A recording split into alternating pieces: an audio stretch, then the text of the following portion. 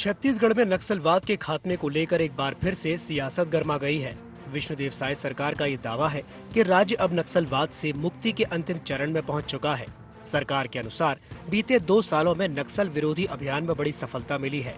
इस दौरान 505 नक्सली मारे गए, 2386 ने आत्मसमर्पण कर दिया और 1901 नक्सली गिरफ्तार हुए। साथ ही 69 नए सुरक्षा कैंप स्थापित किए गए। नक्सल हिंसा के चलते बंद पड़े 50 स्कूल दोबारा खोले गए, जबकि 403 नक्सल प्रभावित गांवों तक मूलभूत सुविधाएं पहुंचाई गईं। इसके अलावा 53 सरकारी योजनाएं और 28 सामुदायिक सुविधाएं भी शुरू की गईं। नक्सल खात्मे के अंतिम चरण के तहत गृह मंत्री विजय शर्मा बस्तर दौरे पर हैं। गृह मंत्री ने कहा कि स्थानीय समाज और प्रशासन के सहयोग से स्थिति में बड़ा सुधार हुआ है। उन्होंने दावा किया कि बचे हुए एरिया कमेटियों पर भी जल्द ही काबू पा लिया जाएगा। साथ ही बस्तर की वन उपज को वैश्विक पहचान दिलाने पर भी जोर दिया। कुछ एरिया कमेटीज हैं जिन पर जो भी काम कर रहे हैं और कुल मिलाकर संख्या भी आकलन में है। मैं सोचता हूं कि नियत समय में सारा काम हो जाएगा। जितनी बड़ी संख्या में हमारे यहाँ सरेंडर हुआ है, इतना कहीं नहीं हुआ है, पुनर्वास हुआ है। सारा बस्तर नया देखने को मिलेगा। बस्तर के गांव में खुलकर हंसते लोग दिखेंगे आपको। एक ओर साय सरकार नक्सल खात्मे और अपनी कार्रवाई का बखान कर रही है, तो वहीं दूसरी ओर कांग्रेस सरकार के दावों पर सवाल उठा रही है। पूर्व मुख्यमंत्री भूपेश बघेल ने कहा कि कांग्रेस शासनकाल में बस्तर के अंदरूनी इलाकों तक विकास पहुंचा और लोगों को अधिकार मिले। उन्होंने गृह मंत्री के बयानों को खोखला करार देते हुए सुरक्षा व्यवस्था पर भी सवाल उठाए। हमारे शासनकाल में ये स्थिति में भारी बदलाव आया। सड़कें बनी, पुल पुलिया बने, स्कूल खुले, पीडीएस साहब खुले, आंगनबाड़ी केंद्र खुले, तो वातावरण तो हमने बना दिया था। अब ये श्रेय लूटने की बात कर रहे हैं। अभी एक गृह मंत्री जी बोलते हैं कि मार्च 2026 में समाप्त हो जाएगा, लेकिन वो गृह मंत्री अपने ही कांस्टेबल, अपने इंस्पेक्टर की इज्जत नहीं बचा पा रहे हैं। कुल मिलाकर छत्तीसगढ़ में नक्सलवाद के मुद्दे पर सरकार और विपक्ष के बीच सियासी जंग तेज हो गई है। एक तरफ साय सरकार नक्सल उन्मूलन को अंतिम दौर की सफलता बता रही है और बस्तर में शांति और विकास के नए दावों के साथ आगे बढ़ने की बात कर रही है, तो वहीं दूसरी ओर कांग्रेस सरकार के आंकड़ों और जमीनी हकीकत पर सवाल खड़े कर रही है। ऐसे में आने वाला वक्त ही बताएगा कि नक्सल खात्मे के ये दावे कितने टिकाऊ साबित होते हैं और बस्तर के लोगों तक शांति, सुरक्षा और विकास कितनी मजबूती से पहुंच पाता है। IND 24 के लिए रायपुर से गौरव सिंह चंदेल की रिपोर्ट।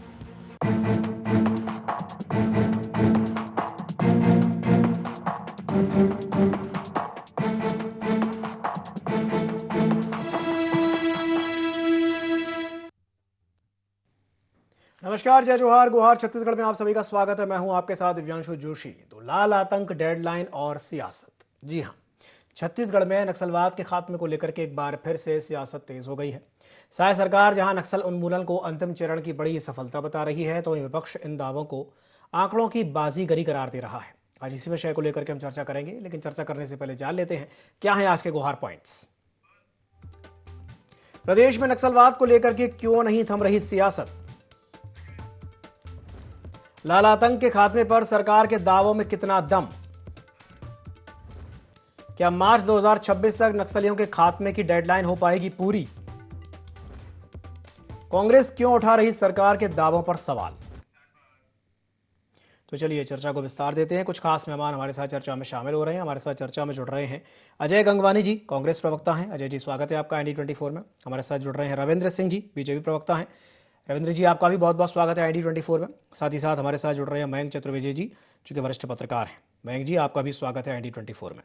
शुरुआत में गंगवानी जी आपसे करना चाहूँगा। गंगवानी जी, आपने गृह मंत्री जी की बात सुनी, दावा कर रहे हैं, और पिछले कुछ समय से जो नक्सलियों के आत्मसमर्पण की घटनाएं हों या जिस तरीके से लोन वर्राटू अभियान और पूना मार्गम अभियान की जो सफलता देखने को मिली है, तो ये कहा जा सकता है कि भाई मार्च 2026 तक की जो डेडलाइन तय की गई है, उस तक वहाँ तक पहुँचते पहुँचते पूरी तरह से नक्सल उन्मूलन में कामयाबी मिलेगी। गंगवानी जी, क्या कहेंगे? कहीं ना कहीं सिर्फ राजनीतिक दावे दिखते हैं। ये एक पूरा जैसा नक्सल के खिलाफ जो लड़ाई है दिवांशु जी, वो इवेंट मैनेजमेंट की तरह लगातार शायद से फायदा उठाने का प्रयास कर रही है, लगातार पब्लिसिटी स्टंट हो, और ये स्पष्ट रूप से राजनीतिक प्रोपेगेंडा दिख रहा है दिवांशु जी। इसके पीछे का कारण क्या है? पहले भी हमने देखा कि महाराष्ट्र में जब मुख्यमंत्री नक्सली सरेंडर को इवेंट मैनेजमेंट बनाया, एक स्टेज पे कार्यक्रम आयोजित किया गया, उसी की तर्ज पे जब है नक्सली सरेंडर किए गए तो उनको उसी प्रकार से एक इवेंट मैनेजमेंट करके पूरा वीडियो शूटिंग कराते हुए ये दिखता है। देखिए, दो चीजें महत्वपूर्ण है, नक्सलवाद कांग्रेस पार्टी के कभी राजनीति का विषय नहीं।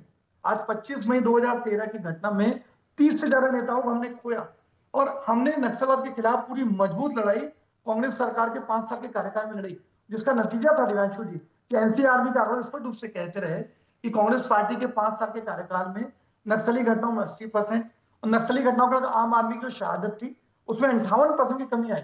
हर विश्वास विकास सुरक्षा को लेकर हमने काम किया, हर 5 किलोमीटर में सुरक्षा कैंप आयोजित किए, जो जगरगुंडा जैसे इंटीरियर क्षेत्र थे जहां आम आदमी जाने से घबराता था वहां हमने 15 अगस्त झंडा फहराया। तो हमने लगातार वहां पे विश्वास की बात की, वहां सड़क पानी बिजली जैसी सुविधाएं पहुंचाई, वहां के लोगों को विश्वास जीता। तो ये स्पष्ट है कि हमने बीज बोया जिसका फल आज भारतीय जनता पार्टी की सहायता उठा रही है। माननीय गृह मंत्री अमित शाह जी जब 22 फरवरी को रायपुर आए थे, सार्वजनिक मंच पर उन्होंने स्वीकार किया था कि कांग्रेस पार्टी नक्सलवाद के खिलाफ पूरी ईमानदार और मजबूत लड़ाई लड़ रही है और इसीलिए नक्सलवाद बैकफुट पे है। और लेकिन कांग्रेस पार्टी ने कभी क्रेडिट लेने की राजनीति नहीं की। दो चीजें मैं आपको स्पष्ट कर दूं, आज ये लगातार दावा जरूर कर रहे हैं लेकिन रायपुर राजधानी में आज एक दंपत्ति पकड़ाया था जो नक्सलियों को पूरी सूचना और उनका नेटवर्क सिस्टम रायपुर तक पहुंच चुका है। देखिए, लगातार हमने पहले नक्सली नेटवर्क की बात आदिवासी क्षेत्रों में से नहीं राजधानी तक पहुंच रहा है। मतलब ये दिखता है कि जो राजनीतिक दावे हैं ये सिर्फ और सिर्फ दावे हैं। दूसरी महत्वपूर्ण बात है, ये पूरी जो कवायद है ये क्या आदिवासियों के हित के लिए है? मैं आपको 4 से 5 महत्वपूर्ण नाम दे दूं। आज अगर आदिवासी हित की बात कर रहे हैं तो नगरनार प्लांट जिसमें 20,000 करोड़ रुपए एनएमडीसी का लगा है, आदिवासियों की भावनाएं जुड़ी है, उसके निजीकरण की साजिश आप क्यों कर रहे हैं? आज जो दीपम की सूची में शामिल क्यों है? 2006 के वनाधिकार अधिनियम में संशोधन करके आदिवासी की जल जंगल जमीन पर कब्जा करने का दुष्प्रयास क्यों किया जा रहा है? आरक्षण संशोधन विधेयक जो आदिवासी के आरक्षण की बात करता है, 2 साल आपकी सरकार को हो चुके हैं, राजभवन में आपका अटका हुआ विधेयक उसको क्यों पारित नहीं किया जाता है? नंदीराज की परोल की लीज कांग्रेस पार्टी ने विधानसभा में सर्वसम्मति से पारित करके माननीय प्रधानमंत्री तक भेजा लेकिन नंदीराज परोल की लीज कैंसिल नहीं की जा रही है। ये लगातार दिखता है कि आपकी जो प्राथमिकता में आदिवासी नहीं है। बिरला वन है, वन भी आर्सेलर मित्तल को 50 साल के लिए दे देते हैं। आर्सेलर जो पहले वन थी वो आप रोहटा स्टील को दे रहे हैं, कांगेर के हाल नदी खदान सागर स्टोन को दे रहे हैं। 4-4 खदाने जो है आप अपने पूंजीपति मित्रों को सौंप रहे हैं। ये नक्सलवाद की जो लड़ाई है ये सिर्फ पूंजीपति मित्रों को फायदा पहुंचाने के लिए उनके रेड कार्पेट बिछाने का दुष्प्रयास है। और ये दिखता है कि भैया पहले भी तो आपकी सरकार रही 2014-2018 दिवांशु जी 4 साल डबलिंग की सरकार रही, आपकी नियत नीति मंशा थी, आपने प्रयास क्यों नहीं किया? अब 2 साल में आप राजनीतिक दावा करते हैं। आप ही के 2 वरिष्ठ नेता आप देखिए पेखन गागड़ा और लव कुमार रायडू दोनों भाजपा के वरिष्ठ नेता नक्सलियों के नाम पे 91 लाख रुपए की टेरर फंडिंग करते हैं और एनआईए कोई कार्रवाई नहीं करता जबकि उनके ऑफिशियल अकाउंट में पैसा ट्रांसफर हुआ है। इन्हीं के जगत पुजारा 15 साल तक नक्सलियों को सामान सप्लाई में पकड़ाते हैं। आज धर्मेंद्र चोपड़ा जो एक भानु प्रताप को ठेकेदार थे, इन्हीं के स्वर्गीय सांसद सोहन मोड़े की गाड़ी से गिरफ्तार होते हैं। तो ये दिखावे की नक्सलवाद का विरोध करते हैं, इनकी नियत नीति मंशा कभी नक्सलवाद से निपटने की मानने से दिव्यांशु कभी नहीं। ठीक, चलिए रविंद्र जी आपकी प्रतिक्रिया। यदि कांग्रेस के लोग इतनी बड़ी योजना जो चल रही है, इतना बड़ा आंदोलन चल रहा है, 31 मार्च 2026 तक नक्सलवाद समाप्त हो रहा है, उसको भी बोलेंगे तो कांग्रेस के सोच में मुझे शर्म आती है मुझे इन पे। कांग्रेस का प्रवक्ता भी कहता है कि क्या कहते हैं, बीज बोया हमने किसके लिए? नक्सलवाद को समापन करने के लिए। शर्म नहीं आती बोलते हुए? मेरे पास डाटा रखा है। दूसरी बात, आपने क्या चीज का बीज बोया बताऊं? आपने नक्सलवाद को पनपने का बीज बोया। अरे यार ये बंद कर दो ना। ये इनका ये प्रवक्ता के साथ यही दिक्कत है मालूम। जब अपना बोलते रहेंगे हम सुनते रहेंगे, हम बोलेंगे तो कुछ भी दिखाने लगेंगे जो दिखता नहीं है किसी को। नौटंकी और प्रोपेगेंडा ये लोग करने वाले। रविंद्र जी बोलिए। सबसे बड़ी बात है, मैं डाटा दिखा देता हूं आपको, थोड़ा डाटा दे देता हूं, शायद आंख खुल जाए इनका। 2024 में 792 लोगों ने आत्मसमर्पण किया नक्सलियों ने, और 2025 में 1562 लोगों ने आत्मसमर्पण किया। 929 मारे गए 2024 में नक्सली, और 824 क्या कहते हैं गिरफ्तार हुए। 217 और 256 मारे गए, और एक भी जवान शहीद नहीं हुआ ना। नहीं तो एक नक्सली मारा जाता था, 10 जवान शहीद होते थे। इतनी बड़ी घटना, इतना बड़ा आंदोलन समापन की ओर, फिर भी इनको दिखेगा नहीं। इसका कारण बताता हूं। जब सरकारें परिवर्तित होती है ना, और सरकारों की सोच में मतलब समानता होती है, तब बड़ी चीजें समाप्त होती है। केंद्र सरकार में अमित शाह जी ने, छत्तीसगढ़ में विष्णुदेव साय और विजय शर्मा जी ने जिस तरह से तालमेल से काम किया है, वो नक्सलवाद के लिए काल का रूप लेके आ रहा है। काल का रूप सारी दुनिया को दिख रहा है। कांग्रेस जो आंख के अंधे है ना, इस बात से साबित हो जाता है कि समापन की ओर नहीं हो रहा और नहीं हो सकता करके। मैं बताता हूं, रात को 2 बजे विजय शर्मा जी दंतेवाड़ा से ना उधर निकल जाते हैं, किधर, नारायणपुर की ओर, रात को 2 बजे। तब जवानों पे, उनके मनोबल पर प्रभाव पड़ता है। वो जितना विजय शर्मा जी अपने क्षेत्र में नहीं रहते ना, उससे ज्यादा तो बस्तर के क्षेत्र में रहते हैं, क्योंकि नक्सलवाद को समाप्त करना है। इनका गृह मंत्री, एक बार भी ताम्रध्वज साहू जी बस्तर गए हो तो बता दें। हमारे सेंट्रल मिनिस्टर आते हैं, केंद्रीय गृह मंत्री, तब नक्सलवाद समापन की ओर बढ़ता है। ये तो रंजीता रंजन, राज्यसभा सांसद, नक्सली बहुत अच्छे बोलते थे, इनको शर्म नहीं आती बोलते हुए। इनके दिग्विजय सिंह झारखंड में जाके नक्सलियों से वोट मांगते थे और क्या कहते थे, कांग्रेस के लोग निर्दोष हैं, भटके हुए लोग हैं। आज देखिए, आप मुझे बताइए, इस तरह से गिरफ्तारी, इस तरह से आत्मसमर्पण, इस तरह से नक्सलियों को मारा जाना, कोई हल्ला नहीं कर रहा है ना। कारण सबको पता है, हमने डेडलाइन दी और समाप्त करेंगे। नहीं तो कांग्रेस के लोग एक का आप नक्सली मारो तो चिल्लाने लग जाते थे, निर्दोष आदिवासी को मार दिए। अरे सारा प्रश्न चिन्ह तो इनके ऊपर है। एक चीज मुझे बताइए, नक्सलवाद का समापन होना ज्यादा अच्छा है कि नक्सलवाद के घटना को लोगों को दिखाते हुए इनको प्रोपेगेंडा कहना? कांग्रेस के अनुसार अच्छा है।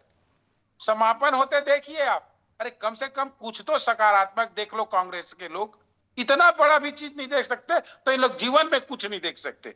मेरा दावा है, यदि नक्सलवाद के समापन को और जिस तरह से मतलब कार्रवाई हो रही है उसको नहीं देख सकते तो इनके राजनीतिक जीवन पे मतलब धिक्कार है। ये कुछ भी अच्छा नहीं देखेंगे। इतने नकारात्मक हो गए इन लोग, कांग्रेस के लोग।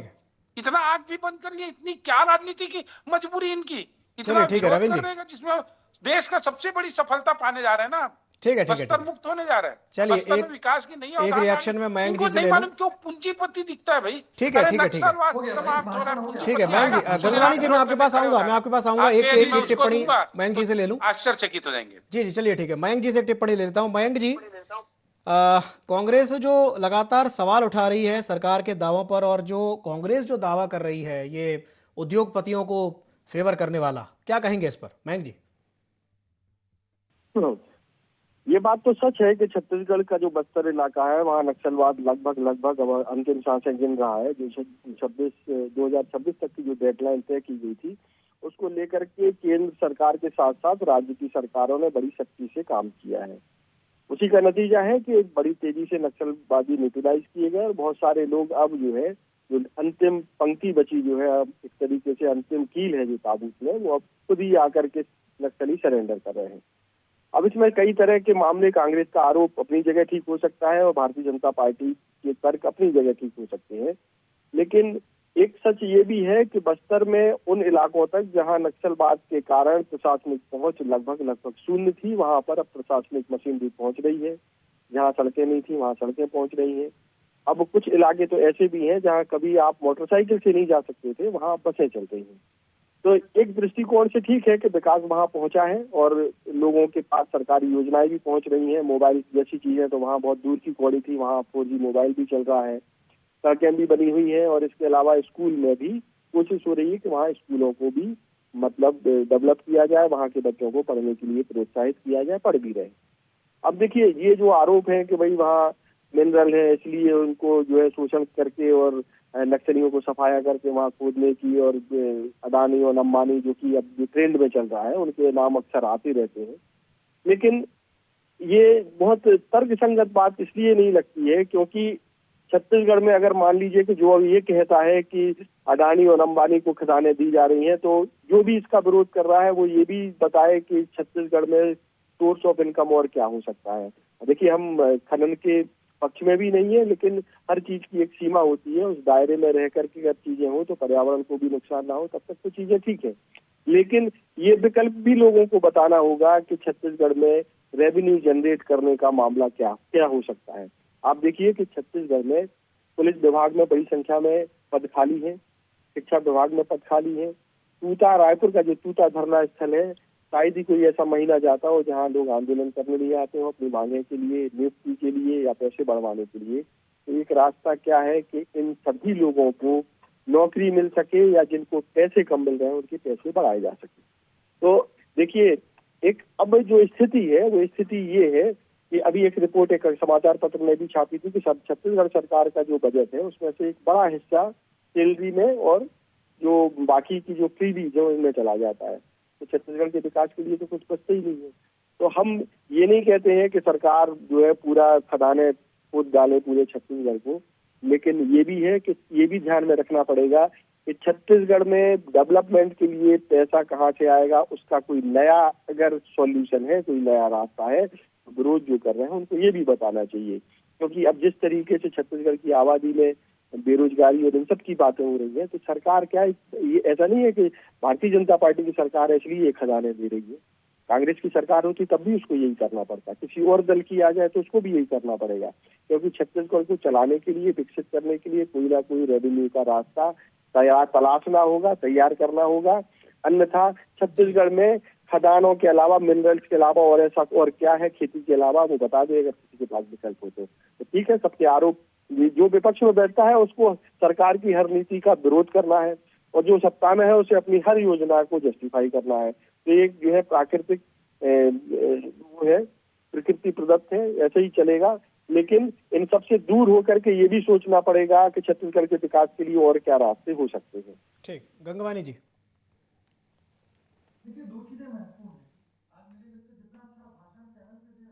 इतनी ईमानदारी से अगर नक्सलवाद के खिलाफ लड़ाई लड़ी गई होती तो स्थितियां कुछ बेहतर होती। दो व्यक्ति बोल रहे हैं, लेकिन अमित शाह जी स्पष्ट रूप से कह रहे हैं कि कांग्रेस पार्टी के नेतृत्व में शानदार काम हुआ और नक्सलवाद बैकफुट पे है। या तो अमित शाह जी झूठ बोल रहे हैं या मेरे भाजपा के प्रवक्ता मित्र कि कांग्रेस से लड़ाई नहीं लड़ी। ये पहले निर्णय लेने की कौन झूठ बोल रहा है, इनके गृह मंत्री जी अमित शाह जी, ये मेरे मित्र चैनल पे। दूसरी महत्वपूर्ण बात मैं कह रहा हूं कि लगातार आज यहाँ के बस्तर के संसाधन, बस्तर की खदानें, बस्तर की संपत्ति को सौंपने की साजिश और षड्यंत्र है। नक्सलवाद से निपटने के पीछे आदिवासी हित के बजाय आज जो है लाल रेड कार्पेट बिछाने का सीधा प्रयास दिखता है। दो चीजें महत्वपूर्ण है। देखिए दिवांशु जी, आप वरिष्ठ पत्रकार हैं, लगातार हफ्ते में लाखों पेड़ काट दिए गए। अभी शायद सरकार बनी थी, अभी मंत्रिमंडल में घोषित नहीं हुआ और हफ्ते में वनों की कटाई शुरू की। जब बेचारे आदिवासी विरोध करते हैं तो लाठीचार्ज होता है, महिलाओं के साथ बर्बरता की जाती है। और अभी ताजा घटना देख लीजिए, तमनार में जिंदल को 50 साल के लिए दिया गया कोल ब्लॉक का आवंटन। आज वहां पे बिना जन सुनवाई के आनंद फानंद में, देखिए महत्वपूर्ण है दिवांशु, जन सुनवाई का अर्थ ये होता है कि उनको इकट्ठा किया जाए, उनकी सहमति से उनकी जमीन का अधिग्रहण किया जाए। ये तो तानाशाही निर्णय, बिना उनके साथ विश्वास में लिए, बिना उनसे चर्चा किए। जन सुनवाई में भी इनके जो भाजपा के मित्र जिंदल के ठेकेदार, उनके कर्मचारी 8 दिसंबर को जन सुनवाई कर देते हैं। लगातार विरोध होता रहा और जिस प्रकार से हमने देखा कि 8 तारीख से 22 तारीख तक 17 दिन तक बेचारे विरोध करते रहे, न कोई प्रतिनिधि में मिलता है, न उनको विश्वास में लिया गया। जिसका नतीजा था कि छत्तीसगढ़ में शर्मसार करने वाली घटना होती है एक महिला कांस्टेबल के साथ। इस प्रकार का जो वीडियो वायरल हुआ, ये कहीं ना कहीं भाजपा के शायद सरकार के कुकर्मों का नतीजा है कि ऐसे वीडियो हम सबको देखना पड़ रहा है। दूसरी महत्वपूर्ण बात कर रहे हैं, ये लगातार गृह मंत्री विजय शर्मा जी की तारीफ कर रहे हैं। यही विजय शर्मा विधानसभा में स्वीकार करते हैं कि छत्तीसगढ़ में प्रतिदिन 9 महिलाओं के साथ बलात्कार होता है, प्रतिदिन 3 हत्याएं होती है, रायपुर राजधानी में 6 गोलीकांड हो रहे हैं। कुल मिला के 2 सालों में 3000 से अधिक महिलाओं के साथ बलात्कार हो रहा है, 600 लोगों की हत्या हो जा रही है। और ऐसे ब्लॉक गृह मंत्री की यहाँ बैठ के जो भाजपा के प्रवक्ता है वो तारीफ कसीदे कर रहे हैं। ये व्यक्तिगत संबंध निभाने के लिए सच को ढकने का दुष्प्रयास कर रहे हैं। दूसरी महत्वपूर्ण बात मैं कहना चाह रहा हूँ कि जितना नक्सलियों की हत्या जरूरी है, उतना ये भी जरूरी है निर्दोष आदिवासी न मारे जाए। आज कोयली बेड़ा में निर्दोष आदिवासी मारे गए, बेचारा उनका प्रतिनिधि मंडल राजभवन आके विरोध करता है। वो स्पष्ट रूप से बताता है कि जिन 8 लोगों की हत्या की गई उन पर मनरेगा कार्ड है, उनके पास राशन कार्ड है सारी। दूसरी महत्वपूर्ण बात है, महेश कुड़ियाम, एक जो इनका रसोईया था मध्याह्न भोजन का, जिसको शायद अगर खाते में पैसा डालती है उसकी गोली मार के हत्या कर दी जाती है, उसको नक्सली बताया जा रहा है। कानून और संविधान के सबसे रक्षक माननीय सुप्रीम कोर्ट ने कहा कि भैया रामचंद्र रेड्डी के शव को सुरक्षित रखा जाए क्योंकि ये फर्जी इनकाउंटर दिखता है। मैं तो दिख रहा है कि जो क्रेडिट देने की राजनीति है, आनंद फानंद में निर्दोष आदिवासियों का इनकाउंटर करने का प्रयास कर रहे हैं। इनके गृह मंत्री कभी कहते हैं गोली से करूंगा, कभी कहते हैं गोली से करूंगा। आज उस पर उससे कह रहे हैं जो बेचारे निर्दोष महिलाओं का, आदिवासी के पति के हत्यारे हैं, जो मासूम बच्चों को अनाथ करने वाले हैं, जिन्होंने सेना के जवानों की हत्या की है, उसके लिए लाल कालीन बिछा के स्वागत करने की बात करते हैं। ठीक है, शर्म आती है मुझे ऐसे लोगों गंगवानी पे। जी, अमित शाह जी नक्सलियों को भाई बताते हैं, ठीक है, भैया प्रतिक्रिया निर्णय लेते हैं। लीजिए, क्या भाई पे गोली मारेंगे? ठीक है, ठीक है, ठीक है, तो रविंद्र ये दोनों जी, चीज तो दिखता है रविंद्र जी। जी जी, रविंद्र जी बोलिए। भैया काऊ का निबंध बचपन में रट के आते थे ना, वैसा रट के आगे डिबेट नहीं होता। आप भाषण अब मत कहाँ दो नक्सल रविंद्र जी, मुद्दे पे जा रहे तथ्यों हैं पे बात करो। भैया सुनो ना, भाषण मत दो, चैनल भैया इनको काट के। चुप करा लो प्लीज, कोई स्टेज पे नहीं खड़ा प्लीज आप। चुप करा लीजिए। जी जी, या बोलिए तो ये बोलिए, डिबेट कर बोलिए। ले, मैं छोड़ दूं। नहीं नहीं, दूसरी बोलिए बात, बोलिए रविंद्र जी, बोलिए बोलिए। आप डर के मारे बहुत बातचीत ये के क्या आगे भाग बोलते जाओ। हैं, सुनिए। अमित शाह जी तारीफ करके चले गए छत्तीसगढ़ में नक्सलवाद कांग्रेस के समय ठीक ठाक चल रहा है। अब वो केंद्रीय गृह मंत्री है, क्या आके सरेआम सार्वजनिक रूप से बोलेंगे? हमारी समय, हमारे जब डॉक्टर रमन सिंह थे ना, तो हमेशा 10 साल केंद्र की सरकार थी, 50 योजना की तारीफ करके गए थे।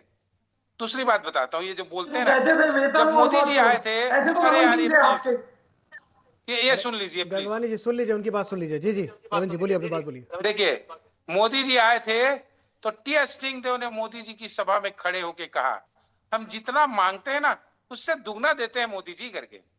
उसके 1 मिनट बाद भूपेश बघेल ने विरोध किया। एक कांग्रेस के प्रवक्ता बता दे, टी.एस. सिंहदेव सही थे कि भूपेश बघेल सही थे?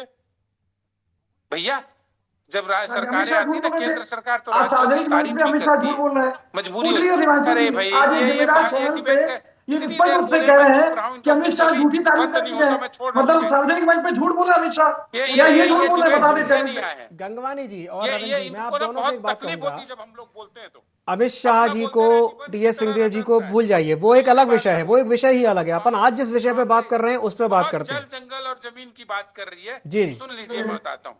हसदेव अरण्य में जब जंगल कटाई हो रही थी, वो जब विरोध किए, तो भूपेश बघेल ने क्या कहा कि जिनको इस जंगल के कटाई का विरोध करना है या खदान का विरोध करना है, वो पहले अपने घर की लाइट बंद कर दें, अपने घर का फ्रिज बंद कर दें, अपने घर का एसी बंद कर दें। अरे कोयला खदान नहीं देंगे तो लाइट कैसे बनेगी? यही भूपेश बघेल थे। और अब क्या कह रहे हैं कि जल, जंगल, जमीन, पर्यावरण, कांग्रेस पर्यावरण की बात करेगी। कहा अशोक गहलोत जी को देना था, अडानी जी को दिए वहां। अशोक गहलोत ने खोल खदान, अशोक गहलोत ने पत्र लिखा भूपेश बघेल को, भैया जल्दी दे दो, मेरे यहाँ लाइट खत्म हो रही है। और ये कांग्रेस आज बुराई करने खड़ी है। अरे जो उद्योगपति आएगा वो दायरे में आएगा, चाहे कांग्रेस समर्थित हो, भाजपा समर्थित हो या न्यूट्रल हो। अब एक चीज मुझे बताइए, पर्यावरण की बात कर रहे हैं, कहां नक्सलिज्म को छोड़कर, यदि नक्सलिज्म का जो समापन हो रहा है उसको ये नहीं देख पा रहे हैं तो कांग्रेस आंख की अंधी है, मैं कह रहा हूं। और एक चीज बताइए, क्या बस्तर में लोहा होगा तो उसका उपयोग मेरे लिए और आपके लिए नहीं होगा? चंद्रमा से लाएंगे लोहा, मंगल ग्रह से लाएंगे लोहा, है भारत में, है छत्तीसगढ़ की धरती में, तो उसका उपयोग भी करेंगे। बिल्कुल प्रकृति ने प्रदत्त किया है। ठीक इसमें ठीक ठीक, क्या खत्म हो जाएगा यदि चलिए ठीक है रविंद्र जी, एक प्रतिक्रिया मयंक जी से भी हो जाए। क्या रेलवे घटनाओं को जिम्मेदारी कौन लेगा बताइए? भ्रम फैलाती है, झूठ बोलती है। मैं कह रहा हूँ, एक महिला कांस्टेबल के कपड़े फाड़ दिए जा रहे हैं सार्वजनिक स्थल पे, वो आएगा, किसकी जिम्मेदारी है? अंबानी आएगा। अरे आएगा तो नियम बड़ी बेशर्मी से स्वीकार करें चैनल पे आज। फायदा होगा। चलिए ठीक है, ठीक है, ठीक है, चढ़ा के रखना चाहते हैं। ठीक है मयंक जी, चलिए मयंक जी से एक टिप्पणी मयंक जी से ले लेते हैं।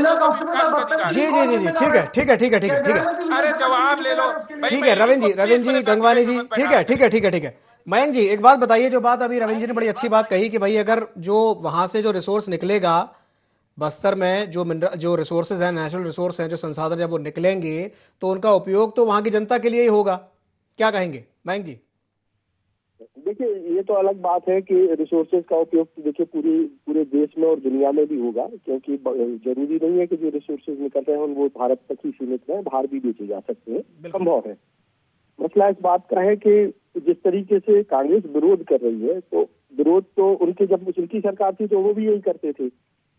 होना ये चाहिए था कि ये विरोध को उस तरीके से करते, जैसे कि इन्होंने कहा कि महिला जो आरक्षक के साथ जो दुर्व्यवहार हुआ उसको लेकर के ये जो प्रक्रिया अपनाई गई है, जंगल को साफ करने के लिए, उस पर अगर ये ज्यादा सवाल उठाते तो ज्यादा बेहतर होता कि कम से कम प्रक्रिया तो ऐसी अपनाई जाए जो लोगों को लगे कि न्याय संगत है और सही तरीके से, जो तय फॉर्मेट है, जो संविधान का फॉर्मेट है, जो प्रक्रिया है, जो नियम कानून तय किए गए उनके अनुसार हो, तब तो ठीक है। उससे अगर नहीं हो रहा है तब कांग्रेस को इस तरीके के सवाल उठाने चाहिए थे। हाँ, इस मामले में जैसा कि उन्होंने महिला वाला मामला बताया कि महिला आरक्षक वाला मामला, उस मामले में व्यक्तिगत तौर पर सरकार के कदम से और पुलिस के कदम से बिल्कुल बहुत ही आपत्तिजनक मामला है। पहले भीड़ ने महिला आरक्षक के साथ जो किया वो बहुत ही ज्यादा अमानवीय होने के साथ साथ आपराधिक था, लेकिन पुलिस ने आरोपी को पकड़ने के बाद जिस तरीके से ठीक वैसे ही व्यवहार किया वो उससे कहीं ज्यादा खतरनाक है, क्योंकि पुलिस का काम ही जो है व्यक्ति को, अपराधी को न्याय के कटघरे में ले जाना है, खुद न्याय करना नहीं है। वो जो प्रतिक्रिया जो पुलिस ने की है वो बहुत ही आपत्तिजनक है, उससे पुलिस की छवि खराब हुई। उससे ऐसा लगता है कि पुलिस को भी न्याय व्यवस्था पर कोई भरोसा नहीं है। चलिए ठीक है, सड़क पर पूरा फैसला कर लेना चाहती है। ठीक है, ठीक है, चलिए अभी हाँ, चलिए, समय की बाध्यता है। मयंक जी, बहुत बहुत धन्यवाद आप तीनों मेहमानों का हमारे साथ जुड़ने के लिए, चर्चा में शामिल होने के लिए। चलिए, समय की बाध्यता के चलते चर्चा को समाप्त करना चाहूंगा। बने रहिए IND24 के साथ। नमस्कार।